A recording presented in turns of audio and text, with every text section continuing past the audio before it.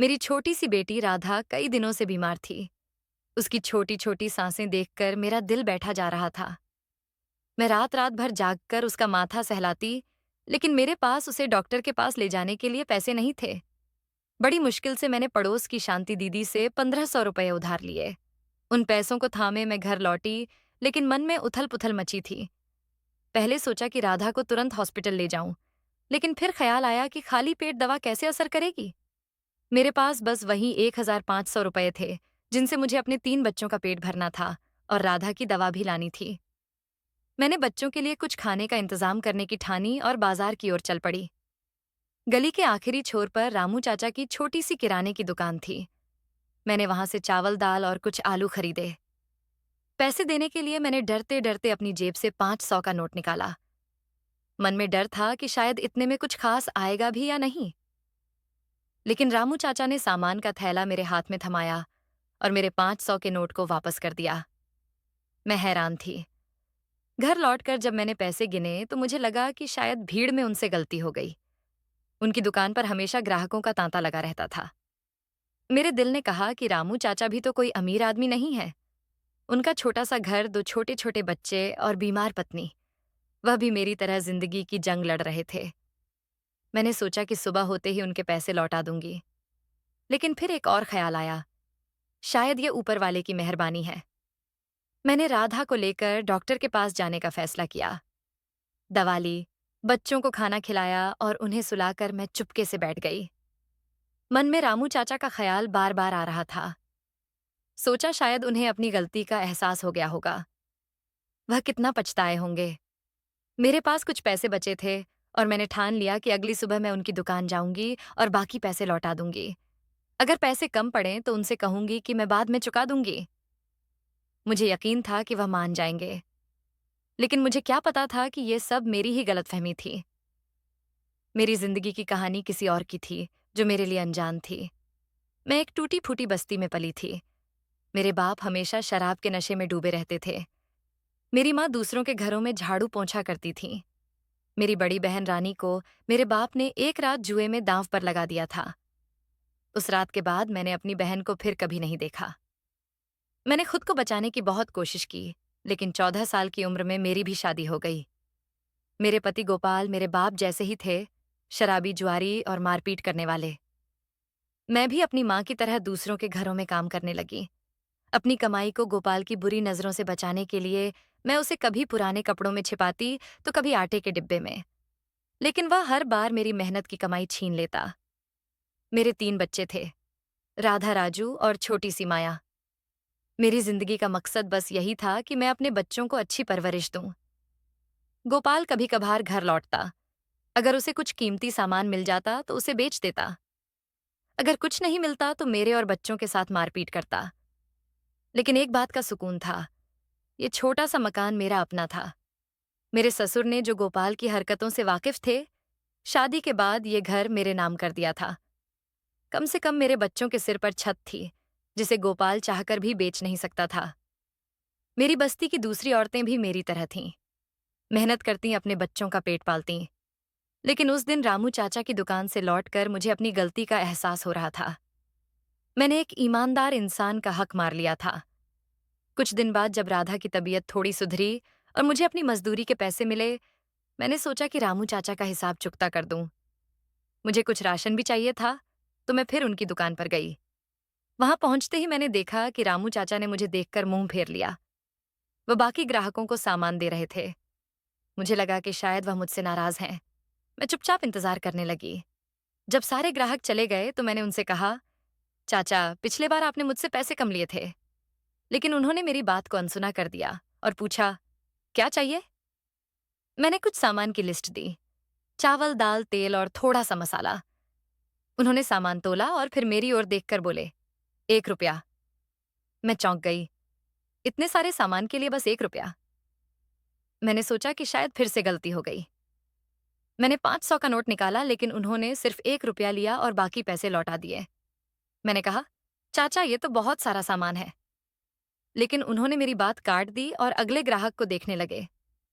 मैं हैरान परेशान घर लौट आई। ये सिलसिला चल पड़ा।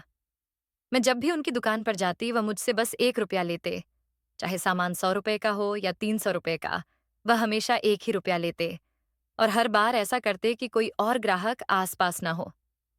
पहले तो मुझे यह सब बहुत अजीब लगा, लेकिन धीरे धीरे उनके इस व्यवहार से मेरे घर की कई जरूरतें पूरी होने लगीं। मैंने अपने बच्चों को पास के सरकारी स्कूल में दाखिल करवा दिया। उनकी किताबें, कॉपियां और यूनिफॉर्म का इंतजाम हो गया। मैंने किसी को ये बात नहीं बताई, क्योंकि रामू चाचा किसी और को इतने कम दाम में सामान नहीं देते थे। मैं चाहती थी कि उनसे पूछूं, आखिर ये 1 रुपए का क्या राज है। लेकिन हर बार उनकी दुकान पर भीड़ होती, कोई ना कोई ग्राहक वहां मौजूद होता। मैं इंतजार करती, लेकिन मौका ही नहीं मिलता। मेरे मन में सवाल उठता, अगर वह मेरी गरीबी देखकर तरस खा रहे हैं तो मेरे जैसे और भी तो लोग हैं। मेरी बस्ती में कई ऐसे परिवार हैं जो भूखे पेट सोते हैं, फिर सिर्फ मेरी मदद क्यों? क्या वह मुझसे कुछ चाहते हैं? लेकिन नहीं, उनकी आंखों में वैसी कोई बात नहीं दिखती थी। फिर यह रहस्य क्या था? मेरे सवालों का जवाब सिर्फ रामू चाचा के पास था, लेकिन उनसे बात करने का मौका ही नहीं मिल रहा था। एक दिन जिस घर में मैं काम करती थी, वहां बड़ी सी दावत थी। मालकिन ने मुझे बाजार से ढेर सारा सामान लाने को कहा और बोली कि मैं उनकी मदद करूं। मेरे कदम तेजी से रामू चाचा की दुकान की ओर बढ़ चले। मन में ठान लिया था कि आज मैं खूब सारा राशन लूंगी, शायद 3-4 हजार का सामान। मैं सोच रही थी कि आज देखती हूँ रामू चाचा क्या करते हैं। मैंने ढेर सारा सामान चुना, चावल, आटा, तेल, मसाले और कुछ सब्जियां। जब सामान तुलवाने की बारी आई तो मैंने रामू चाचा के चेहरे पर हल्की सी घबराहट देखी, लेकिन उन्होंने चुपचाप सारा सामान तोलना शुरू कर दिया। पैसे देने का वक्त आया। मालकिन ने मुझे 5,000 रुपये दिए थे। मैंने वह नोट उनके सामने रखा। हमेशा की तरह उन्होंने 5,000 में से सिर्फ 1 रुपया लिया और बाकी पैसे लौटाने लगे। मैंने तुरंत कहा, चाचा, ये सामान तो मेरे लिए नहीं, मालकिन के लिए है। उनकी आंखों में एक पल को हैरानी झलकी, फिर एक हल्की सी मुस्कान फैल गई। उन्होंने सामान के पूरे 4,000 रुपये लिए और बाकी पैसे लौटा दिए। उस पल मुझे यकीन हो गया कि वह सिर्फ मुझे ही सस्ते में राशन देते हैं। दुकान पर कुछ और लोग भी थे, इसलिए मैं उनसे कुछ पूछ न सकी। उस दिन मैं दावत की तैयारियों में इतनी उलझी रही कि अगले 2 दिन तक मुझे रामू चाचा की दुकान जाने का वक्त ही नहीं मिला। कुछ दिन बाद जब मैं फिर उनकी दुकान पर पहुंची तो वहां एक नया लड़का था। वह दुकान पर काम कर रहा था। हमेशा की तरह रामू चाचा ने मुझे ढेर सारा सामान सिर्फ 1 रुपये में दे दिया, लेकिन उस लड़के की मौजूदगी में मैं कुछ पूछ न सकी। कुछ दिन बाद मैं फिर गई तो रामू चाचा वहां नहीं थे, सिर्फ वही लड़का था। मुझे अब सस्ते में राशन लेने की आदत सी हो गई थी, लेकिन हैरानी तब हुई जब उस लड़के ने भी सारा सामान सिर्फ 1 रुपये में दे दिया। मैंने उससे पूछा, तुमने 1 रुपया ही क्यों लिया? उसने जवाब दिया, मुझे तो बस मालिक का हुक्म मानना है। उन्होंने कहा कि तुम जब भी आओ, चाहे कुछ भी लो, सिर्फ 1 रुपया लेना। मैंने उस दिन शायद 300 रुपये का सामान लिया था, लेकिन उसने सिर्फ 1 रुपया लिया। मैंने पूछा, तुम्हारा मालिक कब आएगा? उसने कोई जवाब नहीं दिया, बस मुस्कुराकर दूसरी ओर देखने लगा। अब मैं और उलझन में पड़ गई। मेरे सवालों का जवाब चाहिए था। ये क्या माजरा था? सामान तो मुझे मिल रहा था, वो भी अच्छा, लेकिन मेरे सवाल अनसुने रह जा रहे थे। उन दिनों मेरे दोनों बड़े बच्चे राजू और माया स्कूल जाने लगे थे। उनकी पढ़ाई की वजह से मुझे उनके भविष्य की उम्मीद जागने लगी थी। ये सब रामू चाचा की सस्ते राशन की मदद से ही मुमकिन हुआ था। पहले तो मैं बस बच्चों के लिए 2 वक्त की रोटी का जुगाड़ सोचती थी, लेकिन जब से मेरे पास कुछ पैसे बचने शुरू हुए, मैंने उनकी पढ़ाई पर ध्यान देना शुरू किया। मुझे लगने लगा था कि शायद मेरे बच्चे पढ़ लिख कर कुछ बन जाएंगे और मेरी ये मुश्किल भरी जिंदगी खत्म हो जाएगी। मैं ज्यादा पढ़ी लिखी नहीं थी, लेकिन थोड़ा बहुत हिंदी पढ़ लिख लेती थी, इसलिए मैंने अपने तरीके से राशन का हिसाब रखना शुरू कर दिया। मैं सोचती थी कि अगर कभी मेरे पास ढेर सारे पैसे हुए तो मैं रामू चाचा का सारा उधार एक बार में चुका दूंगी। मैंने इस बात को अपने बच्चों से भी छिपा कर रखा। अगर बच्चे अपने दोस्तों से ये बात कह देते तो मेरे लिए मुश्किल हो जाती। लोग मेरे चरित्र पर सवाल उठाने लगते। मैं गरीब थी, लेकिन बदचलन नहीं। लोग ये नहीं समझते और सवाल करने लगते कि आखिर रामू चाचा मुझे ही सस्ता राशन क्यों देते हैं।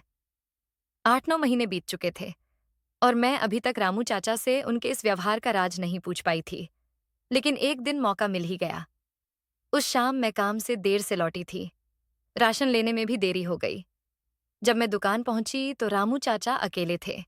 न वो लड़का था, न कोई और ग्राहक। मैंने मौका देखकर तुरंत पूछ लिया, चाचा, आप मुझसे हर बार 1 रुपया ही क्यों लेते हैं? इसकी वजह क्या है? वह थोड़ा रुके, फिर बोले, तुम बस इतना बताओ कि क्या इससे तुम्हारी कोई मदद हुई है? मैंने कहा, हाँ चाचा, आपकी वजह से मैंने अपने बच्चों को स्कूल में दाखिल करवाया। घर की कई जरूरतें पूरी हुईं। मैंने कुछ चीजें खरीदी जो अपने पति से छिपा कर रखती हूँ। उन्होंने मुस्कुराकर कहा, बस यही तो मैं चाहता था। मैंने तुम्हारी ओर कभी गलत नजर से नहीं देखा, ये तुम भी जानती हो। मेरा मकसद सिर्फ तुम्हारी मदद करना था। लेकिन मेरा सवाल तो वही था, अगर वह मदद करना चाहते थे तो मेरी बस्ती में और भी कई लोग थे जिन्हें मदद की जरूरत थी। हमारी गलियों में गरीबी ही गरीबी थी, फिर सिर्फ मेरी मदद क्यों? मैंने उनसे ये सवाल किया। वह थोड़ा घबरा गए। बोले, मेरे पास तुम्हारे सवाल का जवाब है, लेकिन अभी नहीं बता सकता। मैंने जिद की, अगर आप जवाब नहीं देंगे तो मैं आपकी दुकान से राशन नहीं लूंगी। वह और परेशान हो गए। फिर उन्होंने कहा, ठीक है, मैं तुम्हें सारे जवाब दूंगा, लेकिन तुम्हें मेरे घर आना होगा। कल रात आ जाना। उन्होंने जल्दी जल्दी मुझे अपने घर का पता बताया। मैं कुछ कह पाती तभी एक और ग्राहक दुकान पर आ गया। मैं चुपचाप सामान उठाकर घर लौट आई, लेकिन उस रात नींद नहीं आई। मन में सवालों का तूफान था। रामू चाचा ने मुझे रात को अपने घर क्यों बुलाया? अगर मैं नहीं गई तो शायद मुझे कभी जवाब न मिले, और अगर गई तो क्या पता वह क्या चाहते हैं। मेरी जिंदगी में जितने भी मर्द आए सबने मुझे ठगा था, लेकिन रामू चाचा कुछ अलग लगते थे। फिर भी अकेले उनके घर जाना? सारी रात सोचने के बाद मैंने फैसला किया कि मुझे जाना चाहिए। मैं इतनी कमजोर नहीं थी कि खुद को बचा ना सकूं। मैंने अपनी बेटी राधा को बड़े भाई बहन के पास छोड़ा। बच्चों को समझाया कि मैं जल्दी लौट आऊंगी और बाहर न निकलें। फिर मैं उस रात रामू चाचा के घर की ओर चल पड़ी, मन में बेसब्री और डर का अजीब सा मिश्रण लिए। मैंने अपनी साड़ी की पोटली में एक छोटा सा चाकू रख लिया और रामू चाचा के घर की ओर चल पड़ी। चाकू इसलिए रखा था कि अगर कोई मुसीबत आई तो मैं अपनी रक्षा कर सकूं।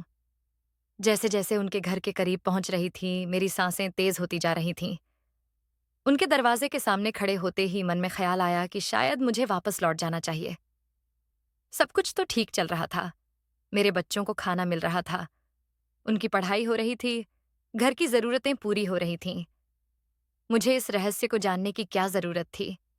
लेकिन मेरे दिल का एक कोना बार बार कह रहा था कि सच जानना जरूरी है। आखिर ये राज क्या है? मैंने हिम्मत जुटाई और दरवाजा खटखटाया। दरवाजा खटखटाते ही मेरा दिल जोर जोर से धड़कने लगा। मुझे लगा कि मैंने गलत फैसला कर लिया। मैं पलटने ही वाली थी कि दरवाजा खुल गया। सामने रामू चाचा खड़े थे। उनके चेहरे पर हल्की सी मुस्कान थी। उन्होंने मुझे अंदर आने को कहा। अब जब मैं यहां तक आ ही गई थी तो पीछे हटना ठीक नहीं लगा। मैंने डरते डरते उनके घर में कदम रखा, साड़ी में छुपे चाकू को और मजबूती से पकड़ लिया। अंदर घुसते ही रामू चाचा ने बिजली की बत्ती जलाई। रोशनी फैलते ही मेरी नजर एक कोने में पड़े बिस्तर पर गई। वहां जो शख्स लेटा था, उसे देखकर मेरे पैरों तले जमीन खिसक गई। वह मेरे पिता थे। वही पिता जिन्होंने मुझे और मेरी बहन को जुए में दांव पर लगा दिया था। शादी के बाद मैंने उनसे सारे रिश्ते तोड़ लिए थे। मुझे नहीं पता था कि वे जिंदा हैं या मर गए। मेरी माँ के बारे में भी मुझे कुछ नहीं मालूम था। मेरे लिए वे सब मर चुके थे। लेकिन आज इतने सालों बाद मेरे पिता मेरे सामने थे। उनकी हालत देखकर मेरा दिल नफरत और दुख के बीच झूल रहा था। वे बिस्तर पर पड़े थे। आधा शरीर लकवाग्रस्त, न बोल पा रहे थे न हिल पा रहे थे। उनकी आंखों में आंसू थे, जैसे मुझे देखकर वे कुछ कहना चाहते हों। रामू चाचा ने मेरी ओर देखा और बोले, इन्हें पहचाना? मैं कुछ बोल ही नहीं पाई। मेरी जुबान जैसे तालू से चिपक गई थी। मेरी हालत देखकर उन्होंने कहा, ये तुम्हारे पिता हैं, और सिर्फ तुम्हारे नहीं, मेरे भी। मैं तुम्हारा भाई हूं। ये सुनकर मेरे होश उड़ गए। भाई? ये कैसे मुमकिन था? हम तो सिर्फ दो बहनें थीं। मेरे दिमाग में सवालों का तूफान उठने लगा। मैंने उनसे पूछा, ये सब क्या है? तुम मेरे भाई कैसे हो सकते हो? और पिताजी यहां कैसे? रामू चाचा ने गहरी सांस ली और बताना शुरू किया। उन्होंने कहा कि सालों पहले हमारे पिता ने जुए में एक औरत को जीता था। उस औरत को वे घर नहीं लाए, बल्कि कहीं और रखा। उसी औरत से रामू चाचा का जन्म हुआ। उस औरत की मृत्यु हो गई थी जब वह रामू को जन्म दे रही थी। लेकिन किस्मत देखिए, उस औरत की देखभाल मेरी माँ ने की थी। मेरी माँ ने ही रामू को पाला पोसा, उसे अच्छे बुरे की समझ दी। जब रामू थोड़ा बड़ा हुआ तो माँ ने उसे सारी सच्चाई बता दी, ताकि वह अपने पिता की राह न अपनाए। 3 साल पहले माँ का देहांत हो गया था। रामू ने अपनी बड़ी बहन, यानी मेरी बहन, के बारे में पता लगाने की कोशिश की, लेकिन उसे पता चला कि वह शादी के बाद बच्चे को जन्म देते वक्त मर गई थी। उसका बच्चा भी नहीं बचा। अब इस दुनिया में रामू के सिर्फ 2 रिश्तेदार बचे थे, मैं और हमारे पिता। उसने हम दोनों को ढूंढने की ठानी। पढ़ाई ज्यादा न कर पाने की वजह से वह कोई बड़ी नौकरी नहीं कर सका, इसलिए उसने ये छोटी सी राशन की दुकान खोली। वह मेहनत से काम करता था और बस्ती में उसकी इज्जत थी। एक दिन उसे हमारे पिता सड़क पर मिले। उनकी हालत इतनी खराब थी कि रामू को उन पर तरस आ गया। वह उन्हें अपने घर ले आया और उनकी देखभाल करने लगा। इसके लिए उसने अपनी दुकान पर एक लड़के को रख लिया, क्योंकि पिता की हालत ऐसी थी कि वे न बोल सकते थे, न खा सकते थे। फिर रामू ने मेरे बारे में पता लगाया। मेरी जिंदगी की मुश्किलें जानकर उसे बहुत दुख हुआ। उसने मेरी मदद करने की ठानी, लेकिन मेरी इज्जत को ठेस न पहुंचे, इसलिए उसने हर बार सिर्फ 1 रुपया लिया। वह चाहता था कि मैं उसकी दुकान पर बार बार आऊं, ताकि मेरे घर की जरूरतें पूरी होती रहें। उसने जानबूझकर मेरे सवालों का जवाब नहीं दिया, क्योंकि उसे डर था कि मैं उसकी मदद लेना बंद कर दूं। ये सब सुनकर मेरी आंखों से आंसू बहने लगे। मैंने भगवान का शुक्रिया अदा किया। अगर मेरे पति और पिता ने मुझे धोखा दिया, तो भगवान ने मुझे एक सच्चा भाई दिया। मैंने रामू से पूछा कि मेरे पति का क्या हुआ।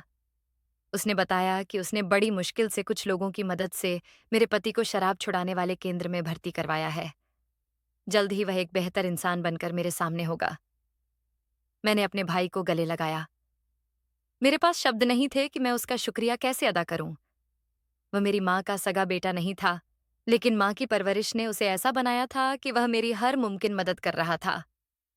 उसकी रगों में पिता का खून था, लेकिन माँ की परवरिश उस पर हावी थी। मैंने अपने पिता को भी माफ कर दिया।